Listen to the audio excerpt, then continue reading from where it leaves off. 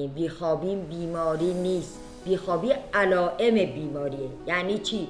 یعنی اگر کبدمون سموم به درستی دفع نکنه و هورمون و ویتامین درست و خون پاک و سالم به مغز نده، اون هورمونی که با ساعت شبانه روز ذاتاً تنظیم شده در ما، یعنی مثلا با شروع روز دیدن نور اون ملاتونین قطع میشه، یعنی ترشح ملاتونین در مغزمان قطع میشه، با شروع چشم رو ببندیم اون ترشح میشه و ما خواب راحتی داریم.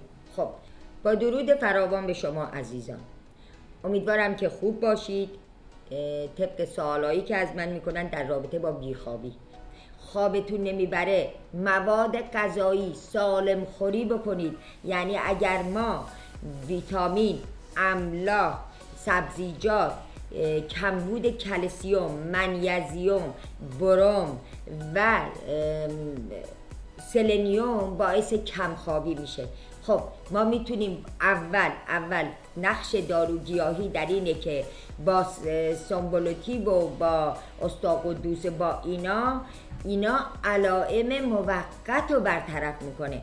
اول باید کبد پاکسازی بشه، مواد معدنی و املاح خوب بهتون بدیم که اینا رو پاکسازی بکنین و بعد در کنار چند تا دمنوش گیاهی هم بهتون معرفی میکنیم که خواب راحتی داشته باشید.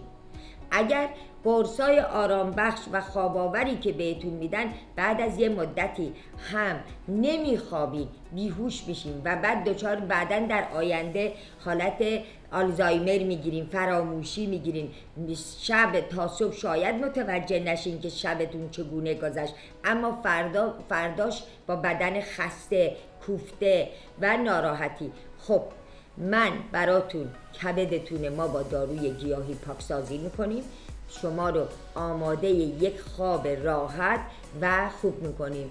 مواظب سلامتیتون باشین، وقتی از دست بدین به هیچ قیمت خریداری نمیشه.